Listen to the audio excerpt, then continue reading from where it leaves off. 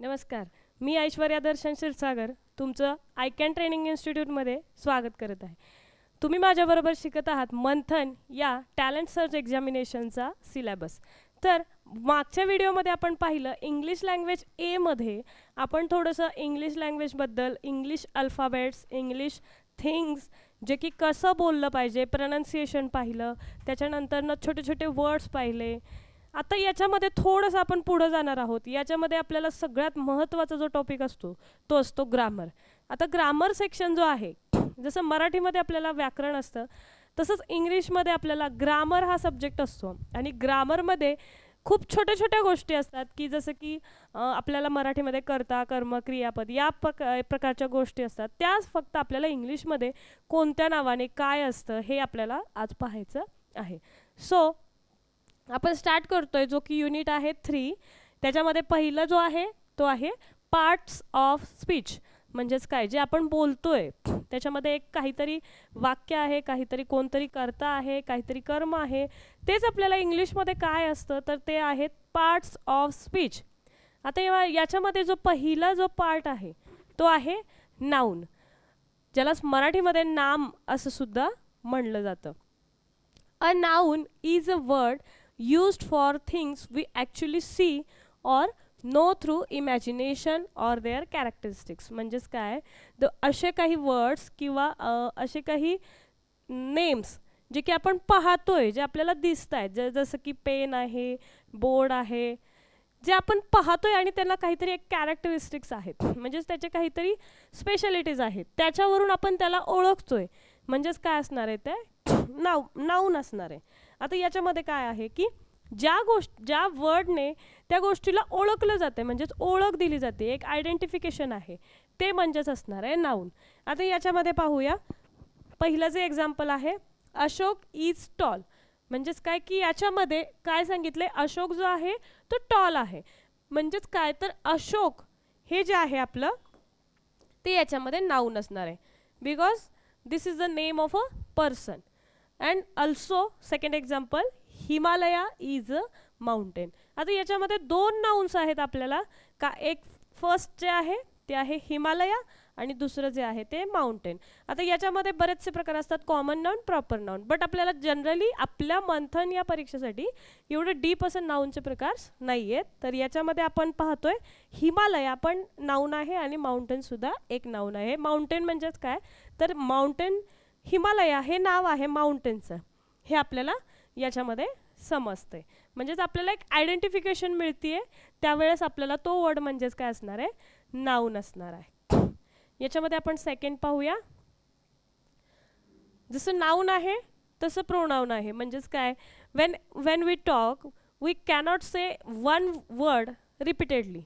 that is म्हणजेच की काय, Ashok is a tall, Ashok is a clever, Ashok is a boy. We can't say Ashok for number of repeated times.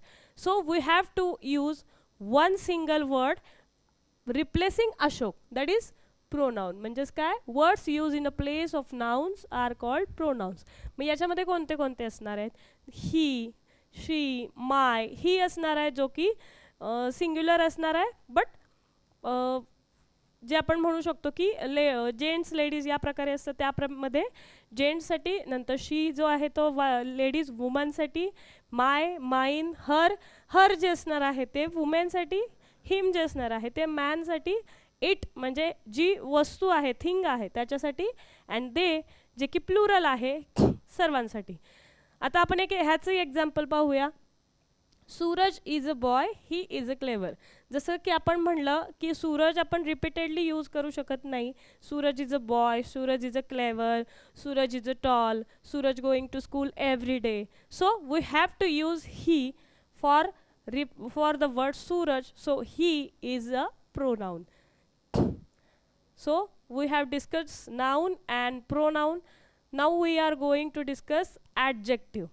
Adjective is what, a word that informs us something about a noun is called an adjective. म्हणजेच काय, adjective जे आहे is describing some speciality. म्हणजेच काय की काहीतरी त्याच्याबद्दल special सांगतोय आपल्याला, स्पेशल इन्फॉर्मेशन देतोय.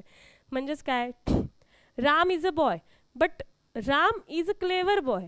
सो बॉय तर आहेच, पण तो कसा आहे तर तो क्लेवर आहे, म्हणजेच तो एक स्पेशालिटी डिस्क्राईब करतोय रामची, म्हणून क्लेवर हे ॲडजेक्टिव्ह असणार आहे. तसंच आपण इथं पाहतोय एक एक्झाम्पल आहे वुडन कपबोर्ड. आता कबड जे आहे ते तर आपल्याला माहिती आहे ते नाऊन असणार आहे, बट नाऊनबद्दल एक स्पेशल इन्फॉर्मेशन कोणता वर्ड देतोय तर तो आहे वुडन. म्हणजेच काय, जे कबड आहे आपलं कबड आहे ते वुडनचं आहे, म्हणून वुडन हे झालं ॲडजेक्टिव्ह आणि कबड जे आहे ते झालं नाऊन. नाऊनबद्दल स्पेशल इन्फॉर्मेशन सांगणारा जो वर्ड आहे वुडन, सो ते असणार आहे ॲडजेक्टिव्ह. याच्यामध्ये सेकंड जे एक्झाम्पल आहे ते आहे यंगर बॉय. म्हणजे जसंच आत्ता आपण पाहिलं क्लेवर बॉय, तसंच यंगर बॉय. बॉय आहे पण कसा आहे तो यंगर आहे. ज्यावेळी आपण ॲडजेक्टिव्हला कसं या वर्डनी क्वेश्चन विचारतो त्यावेळेस आपल्याला एखाद्या सेंटेन्सला आपण कसं या वर्डने क्वेश्चन विचारतो त्यावेळेस आपल्याला ॲडजेक्टिव्ह मिळून जातं. सो आत्ताच आपण पाहिलं ॲडजेक्टिव्ह, जो की महत्त्वाचा पार्ट आहेच, पण अजून एक थोडासा इम्पॉर्टंट पार्ट आहे जो की आहे वर्ब्स. वर्ब्स काय आहे तर वर्ब जे आहे ते सेंटेन्स कंप्लीट करतं. Without verb we cannot complete our statement. So a word that acts to complete the meaning of sentence is called a verb. म्हणजेच काय, जर एखादं वाक्य असेल ते जर आपण अर्धच बोललो, त्याच्यामध्ये जी क्रिया घडतीये, जी ॲक्शन होतीये ती जर आपण सांगितलीच नाही तर ते वाक्य आपलं पूर्ण होणार नाही. So verb is a very important. आता याच्यामध्ये पाहिलं तर काय होईल, Seema made a lot of study. जर आपण एवढंच वाक्य रीड केलं, Seema a lot of study, काय, बट सीमा आहे, लॉट ऑफ स्टडी आहे, पण काय करतीये, नाही करत आहे, ठेवलाय, करायचंय किंवा करणार आहे किंवा करून झाला, हे कशावरून कळालं आपल्याला तर ते आपल्याला कळालं मेड या वर्डवरनं. आता मेड जो आहे हा ॲक्च्युली वर्ड असणार आहे की मेक, पण हा मेकचा जो पास्ट फॉर्म आहे मेड, मेक सुद्धा एक वर्ड आहे पण तो मेकचा पास्ट फॉर्म आहे म्हणून, आणि वाक्य जे आहे ते पास्ट टेन्समध्ये आहे, त्याच्यामुळे आपल्याला Seema made a lot of study, made जे असणार आहे ते असणार आहे वर्ब. हे वर्ब जे आहे आपल्याला प्रत्येक ठिकाणी यूज करावं लागणार आहे. म्हणजेच काय, we are going to school, पण वी आर टू स्कूल जर आपण एवढंच म्हणलं तर आपल्याला कळणार आहे का काय, पण गोईंग, गोईंग म्हणजेच काय की वी आर डुईंग समथिंग, म्हणजेच काहीतरी एक ॲक्शन करतोय आपण जे की आपला असणार आहे वर्ब. त्याच्या पुढे पाहूया, जसं वर्ब आहे तसंच एक ॲडवर्ब आहे. आता जसं आपण ॲडजेक्टिव्ह पाहिलं, ॲडजेक्टिव्ह काय होतं तर नाऊनबद्दल स्पेशल इन्फॉर्मेशन सांगणारा वर्ड. इथे तसंच आहे की adverbs are words that tells us more about a verb. म्हणजेच काय, नाऊनला असतं ॲडजेक्टिव्ह, वर्बला असतं ॲडवर्ब. आता याच्यामध्ये काय, most of the time there is a ly in an adverb. म्हणजेच काय, ly जो आहे तो सफिक्स म्हणून लागतो, त्यावेळेस आपल्याला ते ॲडवर्ब असं मिळतं. म्हणजेच काय असणार आहे तर आपण पाहिलं असेल की आपण बोलतो की rabbit is running fastly, tortoise walking slowly. म्हणजेच काय, तो वॉकिंग आहे, रनिंग आहे, हे आपले वर्ब्स आहेत. पण वॉकिंग जे आहे ते कसं, जसं मी तुम्हाला ॲडजेक्टिव्हला सांगितलं होतं की वाक्याला आपण कसं या शब्दाने किंवा या वर्डने क्वेश्चन विचारतो त्यावेळेस आपल्याला ॲडजेक्टिव्ह मिळत होतं, तसंच इथं आपण वर्बला कसं विचारलं तर आपल्याला ॲडवर्ब मिळते. म्हणजेच काय की रॅबिट इज रनिंग फास्टली किंवा क्विकली, तर हाऊ रॅबिट इज रनिंग, तर आन्सर आपला असणार आहे क्विकली. तसंच आता इथं पाहू शकतो की ly जो आहे तो सफिक्स म्हणून लागलेला आहे. सफिक्स म्हणजेच काय तर एखाद्या वर्डच्या मागे जे थोडेसे 2 लेटरचे वर्ड्स वगैरे लागतात दॅट इज कॉल्ड सफिक्स. हेच वर्ड जर पुढे लागले तर त्याला प्रिफिक्स सुद्धा म्हणतात, बट आपल्याला आत्ता सध्या ॲडवर्बसाठी असणार आहे ly सफिक्स, जे की पाहिले आपण. त्याच्यामध्ये एक्झाम्पल आहे सॉफ्टली, हार्डली, हार्शली, ट्रूली, अनफेथफुली, हे झाले ॲडवर्ब्स. आता याच्या पुढचा जो पॉईंट आहे तो आहे प्रेपोजिशन्स. आता जसं आपण नाऊन पाहिलं, त्याच्यानंतरनं प्रोनाऊन पाहिलं, ॲडजेक्टिव्ह पाहिलं, वर्ब पाहिलं, ॲडवर्ब पाहिलं, हे सगळे वाक्यामध्ये तर असणारच आहेत. बट प्रिपोजिशन म्हणजे काय आहे तर प्रिपोजिशन एक अशी गोष्ट आहे जी की प्लेस इंडिकेट करते. म्हणजेच काय तर a preposition is a word used before a noun and a pronoun to show the relation of that noun or pronoun with some other words in sentence. म्हणजेच काय तर the cat is under the table म्हणजेच तर काय the cat हे noun आहे आणि table सुद्धा हे सुद्धा नाऊन आहे, पण त्या दोन्हीच्या मध्ये जे रिलेशन आहे कॅट आणि टेबलच्या मधलं रिलेशन काय आहे तर जी कॅट आहे ती अंडर द टेबल आहे, म्हणजेच कुठं बसली आहे ती अंडर द टेबल. म्हणजे अंडर हा वर्ड जो असणार आहे तो काय असणार आहे प्रिपोजिशन असणार आहे. म्हणजेच दोन नाउन्स मधलं किंवा दोन प्रोनाउन्स मधलं he is doing very well study but he is not ready to go to school. म्हणजेच काय दोन्ही वाक्यांमधलं आपल्याला काहीतरी एक रिलेशन दिलं जातं, दॅट इज कॉल्ड प्रिपोजिशन. आता असे कोणते कोणते प्रिपोजिशन्स आहेत तर पाहूया. पहिलंच वाक्य जे मी आत्ता तुम्हाला सांगितलं होतं, मी फक्त अंडर बोलले होते, इथं आपल्याला काय दिलंय the cat is on the table. म्हणजेच काय की ती कॅट जी आहे ती टेबलच्या वरती आहे, म्हणजेच कुठेतरी आहे पण ती प्लेस दाखवली आहे, बट ती कशाने इंडिकेट केली आहे तर ती ऑन या वर्डने इंडिकेट केली आहे. म्हणून याच्यामध्ये जो ऑन असणार आहे तो असणार आहे प्रिपोजिशन्स. त्याच्यानंतर काय आहे the pen is in the drawer. म्हणजेच काय द पेन जो आहे तो कुठे आहे ड्रॉवरमध्ये. पेन आणि ड्रॉवर हे जे दोन नाउन्स आहेत त्यांच्यामधलं रिलेशन जे दाखवलंय ते दाखवलंय इन या वर्डनी, म्हणून इन जे आहे ते असणार आहे प्रिपोजिशन. असे कोणते कोणते प्रिपोजिशन्स आहेत under, before, after, behind, front हे प्रत्येक वाक्यामध्ये असणार आहेत. जर ते आले तर ते आपल्याला प्रिपोजिशन्स म्हणून अंडरलाईन करायचे आहेत. याच्यामध्ये आता आपण थोडं पुढे जाऊयात. पुढचा जो पार्ट आहे तो आहे आर्टिकल्स. आता आर्टिकल्स म्हणजे काय आहे तर तुम्हाला मला कदाचित माहिती असेल की 3 आर्टिकल्स आहेत आपल्याकडे ए अँड द. ठीक आहे, आता याच्यामध्ये काय आहे an article is a word that is used with a noun to indicate the type of reference being made by the noun. म्हणजेच काय तर आर्टिकल हा असा एक वर्ड आहे जो की नाउन सोबत येतो to indicate the type of a reference. म्हणजेच काय की त्या नाउनचा टाइप काय असणार आहे रेफरन्स करण्याचा तो आपल्याला आर्टिकल या वर्ड्सने दिसतो. आणि आपले 3 महत्त्वाचे आर्टिकल्स आहेत जे की आहेत ए अँड द.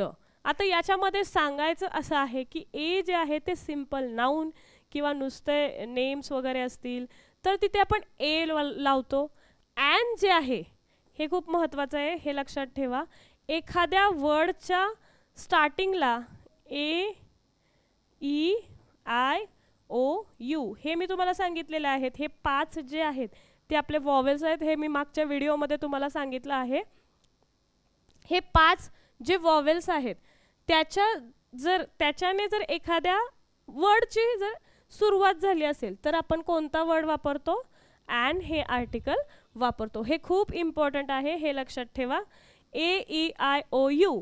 आणि आणखी एक गोष्ट आहे ती काय आहे तर या 5 वॉवेल्सपैकी कोणत्याही वर्डची जर उच्चार होत असेल म्हणजेच काय तर प्रोनाउन्सिएशन होत असेल.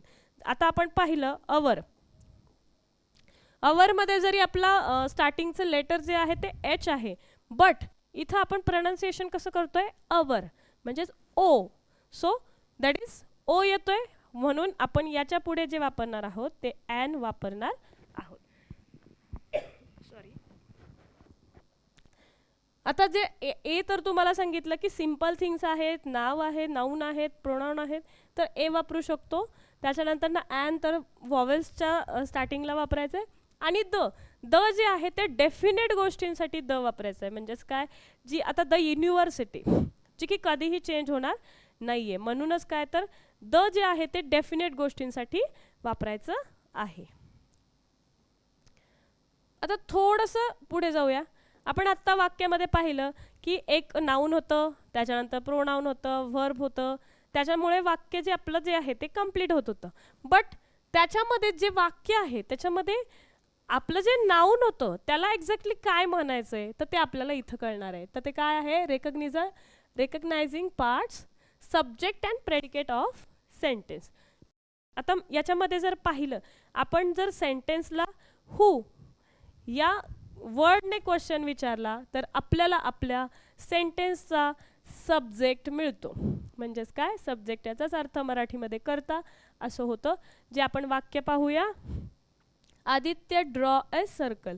म्हणजेच काय, हू ड्रॉ अ सर्कल, तर Aditya draw a circle. So Aditya जो आहे तो असणार आहे सब्जेक्ट, आणि जे बाकीचं राहिलेलं जे सेंटेन्स आहे ते असणार आहे प्रेडिकेट. म्हणजेच काय, first sentence tells us about Aditya and second tells us about drawing. म्हणजेच काय, जर आदित्य आहे ते कोण करतंय, म्हणजेच काय, the part about whom we speak, म्हणजे ज्याच्याबद्दल आपण बोलतोय ते असणार आहे सब्जेक्ट, आणि the part they says something about the subject, म्हणजे आपण ज्याच्याबद्दल बोलतोय तो सब्जेक्ट, आणि सब्जेक्टबद्दल जे कोणी बोलतंय दॅट इज प्रेडिकेट. म्हणजेच काय, आदित्य सर्कल ड्रॉ करतोय आणि आपण आदित्यबद्दल बोलतोय, म्हणून आदित्य सब्जेक्ट आणि राहिलेलं जे वाक्य आहे ते असणार आहे प्रेडिकेट. याचे आपण एक्झाम्पल पाहूयात. आता याच्यामध्ये काय विचारलंय, identify the subject and the predicate. म्हणजेच काय, याच्यामध्ये आपण पाहिलं तर पहिलं जे सेंटेन्स आहे ते आहे राम किल्ड रावण. आता याच्यामध्ये जर आपण आपल्या सेंटेन्सला हू या वर्डने क्वेश्चन विचारला तर हू किल्ड रावण, तर त्याचा आन्सर आपल्याला काय मिळणार आहे, राम. म्हणजेच सब्जेक्ट जो असणार आहे तो असणार आहे राम, आणि किल्ड रावण हे असणार आहे प्रेडिकेट. अशाच प्रकारे आपल्याला हे एक्झाम्पल्स असणार आहेत, त्याच्यातून आपल्याला सब्जेक्ट आणि प्रेडिकेट हे फक्त आयडेंटिफाय करायचे आहेत. दुसरं सेंटेन्स जे आहे ते आहे birds fly in the sky. आता याच्यामध्ये जर आपण पाहिलं, बर्ड जो आहे तो नाऊन आहे, स्काय जो आहे तो सुद्धा नाऊन आहे, बट फ्लाय जे आहे ते जे आहे वर्ब आहे, आणि इन जे आहे ते आहे आपलं प्रिपोजिशन, आणि आर्टिकल जे वापरलं आहे ते आहे द आहे. या एका वाक्यामध्ये मी तुम्हाला आत्तापर्यंत जे जे शिकवलं ते मी सगळं तुम्हाला एक्सप्लेन केलं आहे. द स्काय म्हणजेच काय, तर स्काय कधीही चेंज होणार नाही, तुम्ही कुठेही जा, या ग्रहावर जावा किंवा दुसऱ्या ग्रहावर जा, स्काय हे स्काय राहणारच आहे, डेफिनेट गोष्ट आहे, म्हणून तिथे आपण द हे आर्टिकल वापरलेलं आहे. आता या वाक्यामध्ये आपल्याला काय करायचं आहे, तर सब्जेक्ट आणि प्रेडिकेट ओळखायचं आहे. तर याच्यासाठी आपण काय करणार आहे, तर वाक्याला आपल्या सेंटेन्सला हू या वर्डने क्वेश्चन विचारणार आहे. तर काय असणार आहे, हू फ्लाय इन द स्काय. म्हणजेच काय, तर birds fly in the sky, म्हणून सब्जेक्ट जो आहे तो असणार आहे बर्ड्स, आणि फ्लाय इन द स्काय हे असणार आहे आपल्या वाक्याचं प्रेडिकेट. हे झालं सब्जेक्ट आणि प्रेडिकेट. आता याच्या पुढचा जो टॉपिक आहे तो आहे WH टाईप क्वेश्चन. आता जो क्वेश्चन आहे, म्हणजे क्वेश्चन म्हणजेच काय आहे, आपण काहीतरी विचारतोय, तर त्याच्यामध्ये आपल्याला दोन टाईप्स असतात, एक असतात यस नो टाईप क्वेश्चन आणि दुसरा आहे WH क्वेश्चन. आता यस नो टाईप क्वेश्चन म्हणजेच काय, जर आपला जो क्वेश्चन आहे तो जर विचारला तर त्याच्यामधून आपल्याला फक्त दोनच आन्सर्स मिळतात, एक असतं यस आणि दुसरं असतं नो. याच्या व्यतिरिक्त आपल्याला दुसरं कुठलंही आन्सर मिळत नाही. याच्याच उलट जे असतं ते असतं WH टाईप क्वेश्चन. आता WH टाईप क्वेश्चन म्हणजे काय, तर हा डिस्क्रिप्टिव्ह टाईप क्वेश्चन असतो. म्हणजेच काय, याच्यामध्ये फक्त येस नो अशा वर्ड्सने आन्सर मिळत नाही, याच्यामध्ये आपल्याला एक परफेक्ट एक थिंग मिळते, एक आन्सरसुद्धा आपल्याला लॉंग किंवा डिस्क्रिप्टिव्ह मिळतं. आता याच्यामध्ये काय आहे, WH type questions begin with WH words. म्हणजेच काय, तर WH वर्ड्सपासनं ते स्टार्टिंग होते. त्यातले कुठले कुठले आहेत, तर what, when, where, whose, whom and why. म्हणजे असे बरेचसे वर्ड आहेत, पण मी त्यातले काही सिलेक्टिव्ह वर्ड्स घेतलेले आहेत. व्हॉट म्हणजे काय असणार आहे, तर काय. वेन म्हणजे केव्हा, वेअर म्हणजे कुठे, हुज म्हणजे कोणाचे, हुम म्हणजे कोणासाठी, अँड वाय म्हणजे का. हे जे आहेत ते आपले WH वर्ड्स आहेत. तर आपल्याला क्वेश्चन्स कशा प्रकारे असणार आहेत, we can frame questions to get the underline part as an answer. म्हणजेच काय, जर आपल्याला एखादं वाक्य दिलं असेल त्याच्यामध्ये आपल्याला अंडरलाईन केलेले वर्ड्स असतील, तर जो अंडरलाईन केलेला वर्ड आहे तो आपल्याला आन्सर म्हणून पाहिजे, अशा प्रकारे आपल्याला क्वेश्चन तयार करायचा आहे. त्याच्यासाठी तुम्हाला सेंटेन्समधले टेन्सेस ओळखता येणे खूप गरजेचं आहे. आता टेन्सेस जे आहे ते आपल्याला आपण कव्हर करणारच आहोत, पण तरी पण एक मी स्मॉल इंट्रोडक्शन देते की टेन्सेस जे आहेत ते असणार आहे प्रेझेंट टेन्स, पास्ट टेन्स आणि फ्युचर टेन्स. जर आपलं वर्ब जे आहे ते नॉर्मल असेल तर ते असणार आहे प्रेझेंट टेन्स. जर वर्ब जो आहे तो पास्ट फॉर्ममध्ये असणार आहे. आता राईटचा पास्ट फॉर्म असतो रोट, राईट, रोट, रिटन. रोट किंवा रिटनमध्ये असेल तर ते असणार आहे पास्ट टेन्स. आणि जर विल शॅल हे वर्ड यूज केले असतील तर ते वाक्य जे असतं ते असतं फ्युचर टेन्समध्ये. तर त्याच्यामध्ये आपण पाहूया आपलं वाक्य जे आहे, Shyam wants to write a poem. Write जे आहे ते आपलं वर्ब आहे आणि वॉन्ट्स आहे, एस लागलेला आहे, सो ते प्रेझेंट टेन्समध्ये आहे. आणि आपल्याला अंडरलाईन जो वर्ड आहे तो आहे अ पोयम. पोयम हे जे आहे ते प्रेडिकेटमध्ये सुद्धा येणार आहे. आपला जो कर्ता आहे सब्जेक्ट